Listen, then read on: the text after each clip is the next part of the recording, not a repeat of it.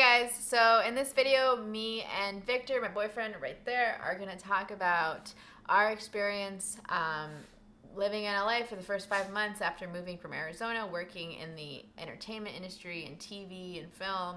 And we're going to give you all the details on our experience, what we've been doing, how we've felt throughout it, and kind of like some words of advice for people that are about to embark in this journey. So stick around. So in February we moved, and I got really lucky because immediately before moving I was able to connect with someone from Family Feud that I've already talked about in a different video.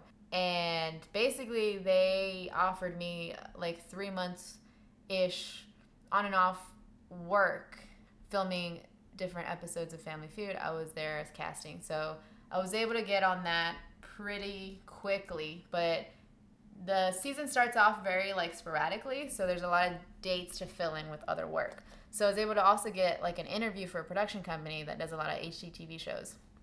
So that was like right off the bat. I interviewed with them and it went really well, and they just started kind of asking me if I was available for different days to do different TV shoots with them. So immediately I had 2 opportunities that I was working with back to back, about 4 days a week, I would say. And this could be Saturday, Sunday, Monday through Friday. It was just very frequent, and I was very lucky. I was working a lot, and I was also able to like work on a Hell's Kitchen finals casting.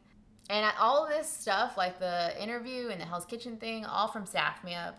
Original connection with Family Feud was also from Staff Me Up back in Arizona. So I was very lucky, and I'm doing very well with Staff Me Up at this point. So after Janet got the job at HGTV, where she was PAing and working at the desk, she mentioned that they put another posting up for looking for more PAs. So she told me to apply. So I applied, put in my resume, and I got an interview, did pretty well at the interview, and so I got the job or gig, or I don't know what you would call it. Basically, I would be on the roster to be a PA, so that way if they ever have like any random shoot dates, they can reach out to me, or they could reach out to their other roster of PAs to work on that day. So for March and April, I was very busy with shooting days on HGTV shows like House Hunters and Flip Flop, and just a lot of different shows that they have. So in March, I get a phone interview with a really big company that I applied to a couple weeks ago at this point. And I got really excited, and I basically passed their preliminary interview. And then I went on to interview with the like vice president of the company, who I would be working for. This is like a executive casting assistant position. That interview went okay, but I had a feeling it wasn't going to be very great. Didn't end up hearing from them. That was the first of many interviews that just kind of left me wondering, how did that go? Probably not that well. I assumed I would get like a lot of no's, but like once you're actually dealing with it, it kind of sucks, right? Like whether you're acting or trying to do film and TV or whatever, I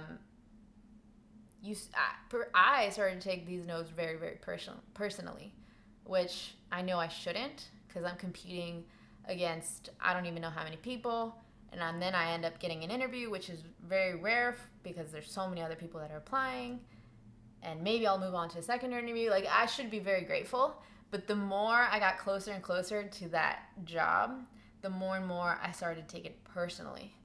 This whole process like can really beat you down, and if you don't have tough skin, it can really suck, which it really did for me, because that was like the first of, I want to say, probably like 8 different interviews from now where I've basically gotten rejected, and it's been hard. But in April, like Family Feud started kicking up, and it started to become like a 4 to 5 day a week thing. So I started to become more busy with that and less with this other production company. Started not applying to a lot more jobs and just fully doing Family Feud, which was really good for me. In April and May is when the HGTV gigs started to get more inconsistent. I'll get a couple days here, a couple days there, but it wasn't as like every single week consistent work as it was in the first couple months. And I was applying to a lot of different entry level jobs. I really wanted to work at the studios because the studios are about 15 minutes away from us. So they're really close by. So we're close by to Disney. We're close by to Paramount. We're close by to Warner Brothers. DreamWorks is in Glendale, which is pretty close by too. So there's just a ton of like studios and a ton of job postings. Like if you go to their career site if you check in every week, there's always a ton of new jobs. So I was looking for like executive assistant jobs, which is basically like just being an assistant. Like you're getting them coffee, you're getting them lunch, you're managing their schedules, you're managing their calls, just like really grunt work. Which obviously I didn't come out in LA to do that stuff, but I know that that's entry level, and like we talked about, like we're not afraid of the grind. So I was like, let's do it. Why not? I was applying to PA gigs. I was applying to Cartoon Network, which is in Burbank, which is literally like 3 minutes away. Every time we come home from a different city, like we see the Cartoon Network logo on this big building. So I was applying to all these different jobs, and I wasn't hearing back anything. It's when you apply to jobs out here, most of the time you don't hear back from them. So you'll apply and you never hear back anything. Like you won't get a yes, you won't get a no. And then sometimes you do get a no.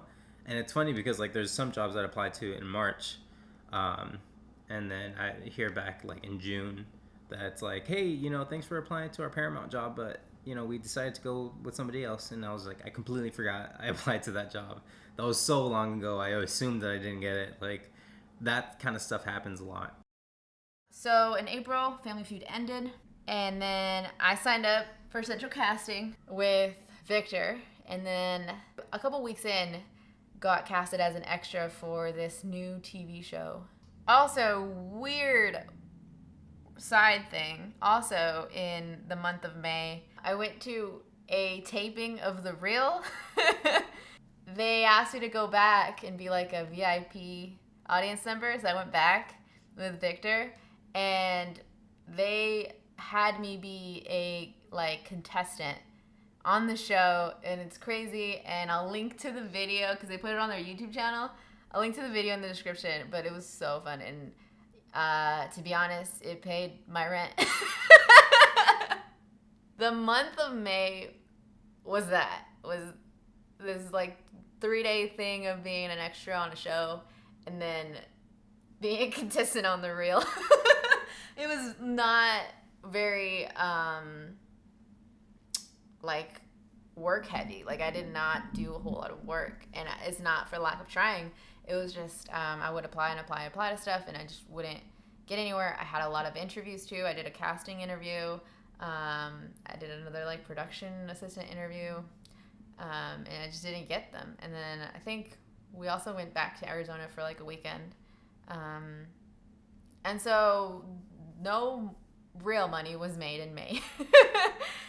And June was no different, but it started to hit me a lot more emotionally in June. The reason why is because in LA, when you work a job, you'll get that check probably 2-3 weeks, maybe even a month later.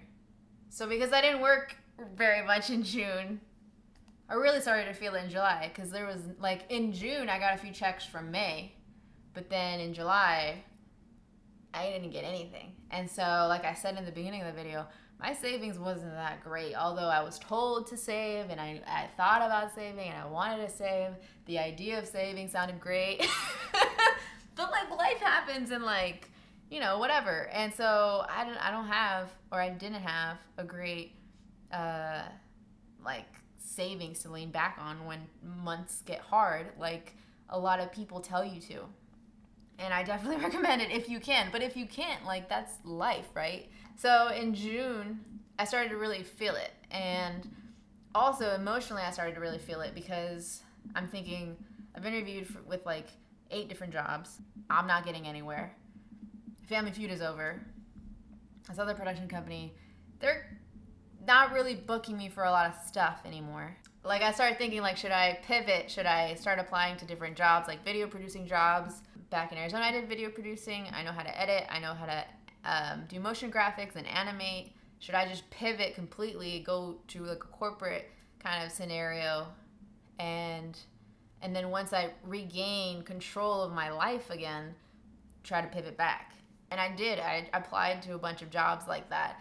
I applied to a bunch of online internet kind of producing jobs, and nothing still. I felt like I was failing. If I'm literally like just sitting at home in this 200 square foot apartment trying to accomplish something and trying to just get somebody to sit with me and failing, like it just hurts my soul. And I'm not being productive, and like, I don't know, I feel like I put a lot of value on myself, on my productivity level. And if I'm not being productive, then I just feel like I'm useless. So to me, it was just a lot going on. So in June and July, that's when things started to get rough, especially like financially. The HGTV gigs weren't coming in as much. All the PA gigs that I was applying to weren't calling me back. In June, I got a phone interview for a PA job for The Voice, and they were doing auditions in LA, and they needed quite a few PAs to help with that. And I did that, and that was really fun. That was so much fun. So I decided to switch it up and apply to more motion graphics and motion design jobs, because I feel like I'm really qualified in that. And there's a ton of jobs out here for motion design. So I was applying to ad agencies. I was applying to studios, like shows, different shows needing motion designs. Video game companies, like private companies, just a ton of people need motion design. I have an Excel sheet with just a huge list of different places that I applied to, whether or not like I've reached back out and followed up and seen if like they've seen my resume and seen my cover letter, and just like going through the steps of everything you need to do to get a job. It was tough because I was seeing Janet go through her struggles too, where she was getting all these interviews and coming back and saying, I think I did pretty well, like I think the interviewer liked me, and this is how it went. And then a few weeks later they're not calling her back, or they're saying no. So a lot of times things for jobs that you haven't gotten are outside of your control. Like, you can have a fantastic resume, a fantastic cover letter, you can get in the door, you can have a great interview, but then there's things that are out of your control when you get to that point. There's people that maybe nepotism, maybe people that they know better, maybe they didn't need that position anymore, things changed up, they need to push back the schedule. Like, there's a billion different things that could be going on in whatever job that you're applying to. So it's not always just you. But seeing her go through that was tough, but then also feeling like she's getting all these interviews and I haven't heard back from anybody, and feeling a different type of rejection where I feel like I don't even have a chance. Like, I'm not even given a chance to try to fight for a job, because I feel like I do pretty well in interviews. So like applying and seeing like my Google sheet go from like a list of 10 jobs I've applied to a list of 20 to 30 to 40, and then just like marking off red on jobs that I know that I didn't get because I go to job posting and it's gone, or they tell me that we're deciding to go with a different person. So seeing my Excel sheet like bleed red, I was just like feeling it, because I was like, I just want the opportunity to get into an office and talk to somebody and like really pitch myself, because then I feel like I can maybe win something. Okay, and so the very end of June, I get a text from one of the producers of Family Feud, and it's like, hey, we're having a wrap party. Because I got, not cut out, but like my contract with them was like mid-season, but they continue to film until the end of July, or end of June. So during the wrap party, I get basically offered this opportunity to do casting with them on a monthly basis in different cities. So basically my first opportunity was to go to Portland mid-July to see if I'm good at hosting auditions and playing with the families, and then if that went well, then I could potentially go to them to do other auditions in September, October, so things like that. So that was like my little light at the end of the tunnel. Although it's like a one weekend thing every month, it was like, okay, like I have something. But then at the same time, I got an email from a job that I interviewed for back in June asking, like saying like, hey, sorry we haven't gone back to you. The season's supposed to start at the beginning of August. We want to check your references. Can you send me more references? And so that like was a job that I thought was like literally like done with me. I've tried to follow back with them and they never really responded. So I was like, okay, well, you know, the show's 2-3 weeks out. Like I'm sure they've already casted or filled a position or whatever. And then I get this email saying like, hey, like we haven't done it yet. You're one of our like candidates that we're still looking at. And it like made me so excited, and it was a show that I really wanted to work for. But we're filming this and it's like August 2nd. And I did not get the job. And they did not say no or anything. And it stung because I literally waited up until like Friday, and like the show's gonna start taping on Monday, hoping that it'd be like, yeah, let's hire her. One of the things that I need to work on, and you know, maybe this won't be an issue for you guys if you guys come out here and are dealing with this, but like I feel like managing expectations is like a huge thing. Like one of my friends said, like, because I was having like scheduling conflicts with like 2 jobs that would overlap by like 2 weeks, but I hadn't been hired from any of them. But I was like thinking like if I get hired, then like there's gonna be a scheduling conflict. And he was like very candidly said like, don't count your eggs before they hatch. Like you haven't been offered anything. And he was right, because I didn't get any of the jobs. And I was like stressed over literally nothing. I'm over here thinking like, dude, I'm gonna get this job. It's gonna be awesome. And then I have to then deal with my own disappointment because I don't get it. Like there was this one job that I really wanted. And like during the interview, they asked me what Harry Potter house I was. And I was like, oh my God, like I'm like gonna be best friends with you guys.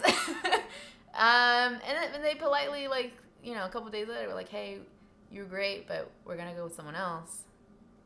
And it stung. So I think managing that and knowing like, even if you think the interview went really well or really, really bad, because I've definitely had interviews that went really, really bad, knowing that like you did what you went there to do, and it's not a big deal if you don't get it, because there's always going to be another interview, another job opportunity coming, and just keep on going, because that's what you came here to do. You came here to hustle, and you came here to work your way up, and that's what you're trying to do.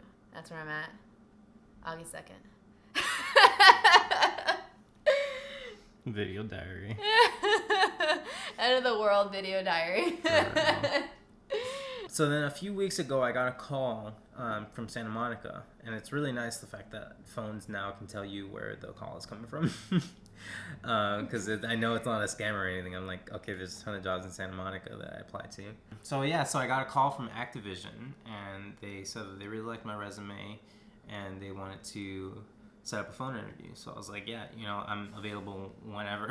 My calendar was completely clear, and like I started crying. I didn't.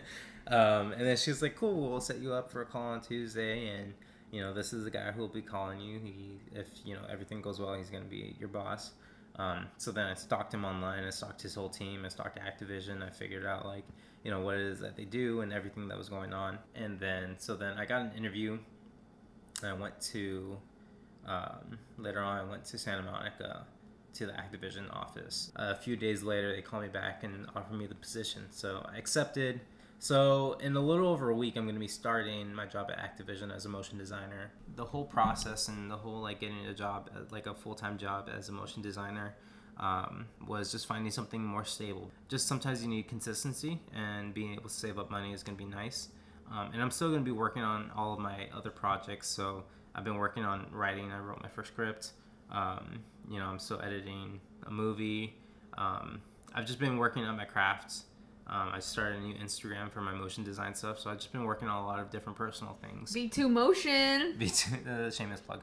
Wait, did you even explain what Activision is? Because there's people like me that like have never even heard of it. So Activision is a video game company, video game developer, and their biggest title has been Call of Duty. I'm still going to be doing a lot of my outside projects and working on my writing, because I still want to be a writer and director, but there's no way that you can just apply for a director or writer job and just get it. Like, that's not how it works out here. So as of now, I'm going to be working as a motion designer and then working on all my projects outside of work.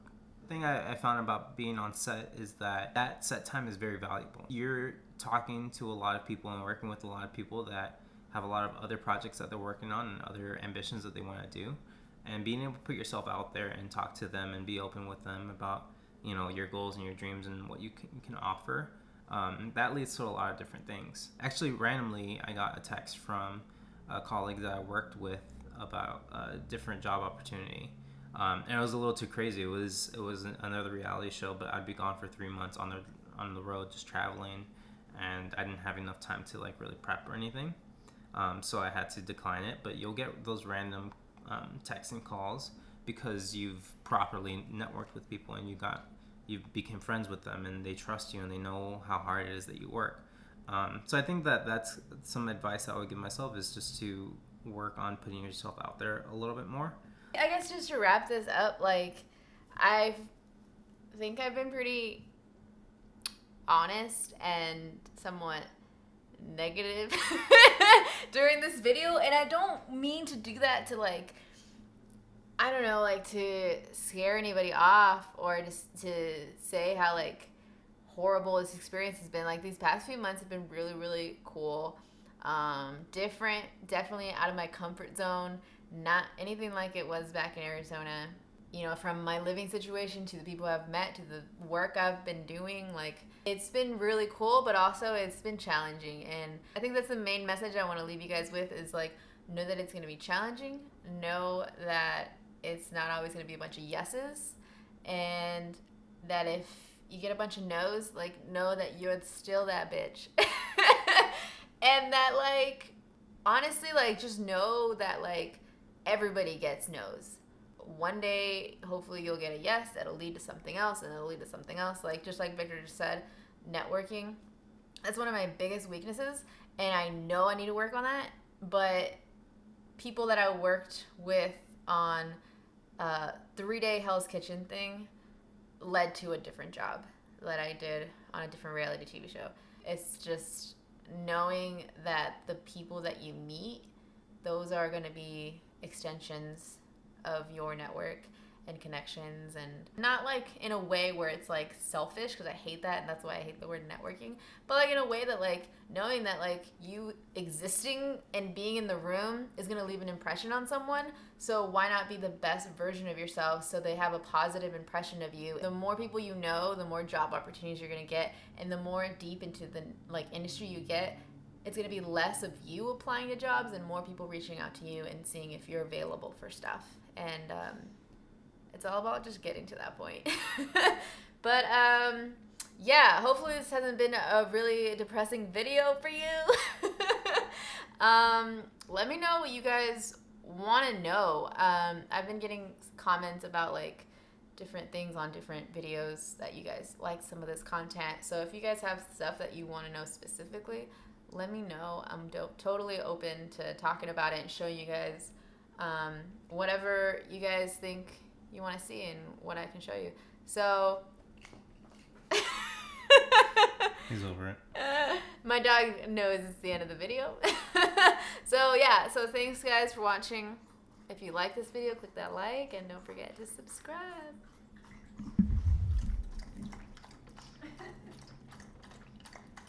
Thirsty. Stop being rude. Thirsty. Nico, stop being rude. Also, just be a good person. Okay, Ellen.